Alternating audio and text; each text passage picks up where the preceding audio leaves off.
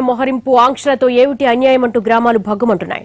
ఒత్తిళ్లకు తలొగ్గితే భవిష్యత్తు అంధకారమవుతుందన్న భయంతో తెగించి పోరాడుతున్నారు గోదావరి జిల్లా వాసులు.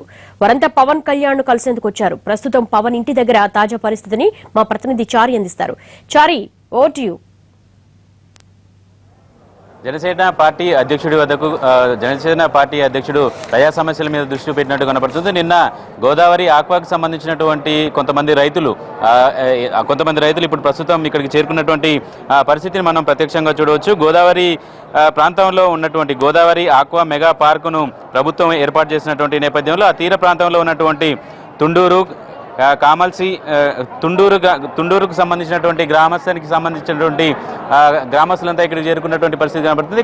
గడిచిన 2 సంవత్సరాలుగా ఇక్కడ రైతులు తీవ్ర పార్కుని వ్యతిరేకిస్తున్నటువంటి నేపథ్యంలో ప్రభుత్వం కూడా పట్టించుకోలేదని చెప్పేసి ప్రధానంగా ఆరోపిస్తున్నటువంటి పరిస్థితి కనబడుతుంది. ప్రభుత్వం దృష్టికి సమస్యలను తీసుకెళ్లాలనే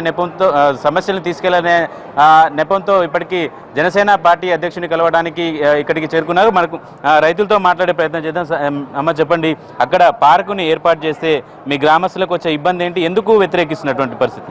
ఇబ్బందేనండి, నీళ్ళు కలుషితం అయిపోతాయండి, అనారోగ్యాలు వస్తాయండి, పిల్లలకు అవాయికంగా ఉంటారండి. మాకు చాలా ఇబ్బంది అండి. ఇప్పటికే నీళ్లు దొరుకుతులేదండి. మాకు తాగుతాకి భీమవరం, నరసాపురం వెళ్ళి నీళ్ళు కొనుక్కు తెచ్చుకోవాల్సి వస్తుందండి. దానివల్ల మేము ఆ ఫ్యాక్టరీ వద్దంటున్నామండి. మాకు చాలా నష్టాలండి ఆ ఫ్యాక్టరీ వల్ల. పొలాలు చేసుకుని మేము బతుకుతామండి. ఆ పంటలు పాడైపోతాయండి, మాకు కలుషితం అయిపోతాయండి, నీరు కలుషితం అయిపోతుంది, గాలి కలుషితం అయిపోతుందండి. మాకు ఏ ఆరోగ్యాలు బాగోవండి. దాన్ని అందుకే వ్యతిరేకిస్తున్నామండి. అంటే మీ గ్రామాల్లో ఎలాంటి పరిస్థితి ఉందమ్మా? ప్రస్తుతం అక్కడ ప్రభుత్వం కావచ్చు, మీరు రైతుల నుంచి ఎలాంటి డిమాండ్ చేస్తున్నారు? ఎందుకు ప్రధానంగా అంటే తాగునీరు సమస్యనైనా, వాటర్ పొల్యూషన్ అయినా, భూమికి సంబంధించి ఇట్లాంటి ఏమైనా సమస్యలు ప్రభుత్వం ముందు పెట్టాలనుకుంటున్నారు? మాకైతే సార్ నీళ్లు మట్టి ప్రాబ్లం అండి. నీళ్లు మాకు దొరకడం కష్టం. మేమే భీమవరం నుండి పక్క ఊళ్ళ నుండి మేము నీళ్ళు తెచ్చి తాగుతాం. ఇప్పుడు ఈ ఫ్యాక్టరీ వల్ల మాకు నీళ్లు దొరకవంటే పంటలు ఉండవు సార్. మేము బతుకుతాం కష్టమైపోతుంది. అది మా కోరిక. అదే కానీ ఇప్పుడు ఏదైనా పవన్ కళ్యాణ్ గారు కొంచెం న్యాయం చేస్తారని అక్కడ నుండి ఇక్కడికి, హైదరాబాద్ అంటే ఏంటో తెలియని వాళ్ళు అక్కడ నుండి ఇక్కడికి దొంగసాటును వచ్చి ఇక్కడ పవన్ కళ్యాణ్ గారికి మా మొర ఆలపించాలని వచ్చాం. మేము చాలా మందిని కోరుకున్నాం, ఎవరు మాకు న్యాయం చేయలేదు. కానీ ఏదైనా పవన్ కళ్యాణ్ గారు మాకు న్యాయం చేస్తారని అక్కడి నుంచి ఇక్కడికి వచ్చాం. అది సార్. అంటే ప్రధానంగా అక్కడ ఏంటమ్మా, గ్రామంలో పోలీసుల నిర్బంధం కొనసాగుతుందని చెప్తున్నారు. అంటే మీరు ఎలాంటి సమస్యను ఫేస్ చేస్తున్నారు? నిర్బంధం అంటే మరి బాత్రూమ్ బయటికి వెళ్ళడానికి కూడా ఏమి ఉండట్లేదండి. చాలా ఇబ్బంది అవుతుంది. పిల్లలు స్కూల్కి వెళ్ళడానికి లేదు. మగవాళ్ళు అయితే బయటికి రావట్టుంటే కాళ్ళ మీద కొట్టేస్తున్నారు. అసలు మగవాళ్ళు అయితే పరారైపోతున్నారు సార్. పిల్లలు కూడా బయటికి వెళ్ళడానికి స్కూల్ లేదు.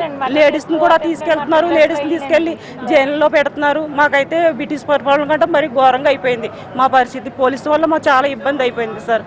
మేము ఏం చేయాలి, మేము ఎవరు చెప్పుకోవాలో తెలియక అక్కడ నుండి ఇక్కడ పారిపోయి వచ్చి ఇక్కడికి వచ్చి మాట్లాడుతున్నాం సార్. ఇది అంటే ఆక్వా పార్కు ఇట్లాంటి ఏర్పాటు చేయడం వల్ల అభివృద్ధి చెందుతుందని చెప్పేసి ప్రభుత్వాలు చెప్తున్నాయి కదా, దాన్ని మీరు ఎందుకు వద్దంటున్నారు? ఆ గ్రామాల్లో ఉద్యోగాలు ఇట్లా వచ్చే అవకాశాలు అవి ఉంటాయి కదా.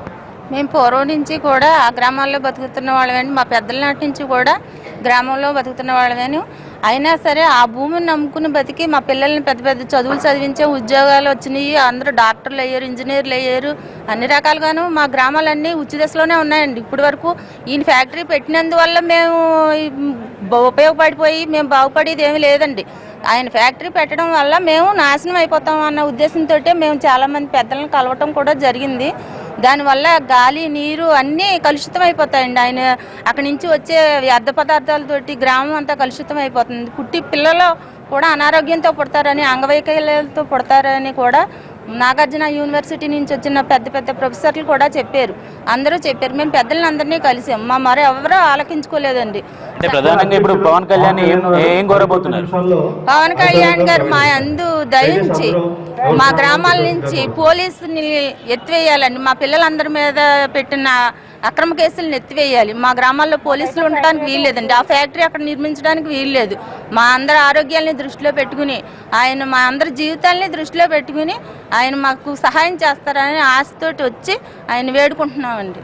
అంటే ప్రధానంగా జనసేన పార్టీ ఆవిర్భించిన తర్వాత రాజధాని కోసం భూములు ఇచ్చినటువంటి రైతులతో పాటు ప్రస్తుతం ఇక్కడికి వచ్చినటువంటి గోదావరి ఆక్వా మెగా పార్కు ఏర్పాటు వల్ల ఇబ్బంది పడుతున్నటువంటి రైతులు ఇక్కడికి చేరుకున్నటువంటి పరిస్థితి కనబడుతుంది. అయితే పార్కు ఏర్పాటు చేయడం, ఉద్యోగ అవకాశాలు కల్పించడం ఒకేత అయితే మాకు ఇప్పటికే పూర్తి స్థాయిలో గ్రామాల మీద ఆధారపడినటువంటి నేపథ్యంలో ఎలాంటి ఇబ్బంది కలిగించకూడదు అని చెప్పేసి ప్రధానంగా ఇక్కడ వచ్చినటువంటి రైతులు చెప్తున్నటువంటి పరిస్థితి. అయితే జనసేన అధ్యక్షుడు పవన్ కళ్యాణ్ మరి కాసేపట్లో ఇక్కడ మాదాపూర్లో ఉన్నటువంటి ఫంక్షన్ హాల్లో సమావేశానికి హాజరు కాబోతున్నారు. ప్రభుత్వం మీద ఒత్తిడి పెంచడంతో పాటు చాలా రోజులుగా అటు ఆయా గ్రామాల్లో పోలీసుల నిర్బంధం కూడా కొనసాగుతున్నటువంటి నేపథ్యంలో వాటిని పూర్తి స్థాయిలో ఎత్తివేయాలనే ప్రధానంగా డిమాండ్తో ఇక్కడ ఉన్నటువంటి రైతులు కనిపిస్తున్నారు. అయితే ఈ గోదావరి ఆక్వా మెగా పార్కును పూర్తి స్థాయిలో ప్రభుత్వం రద్దు చేసుకోవాలి అని చెప్పేసి ప్రధానంగా డిమాండ్ చేస్తున్నారు.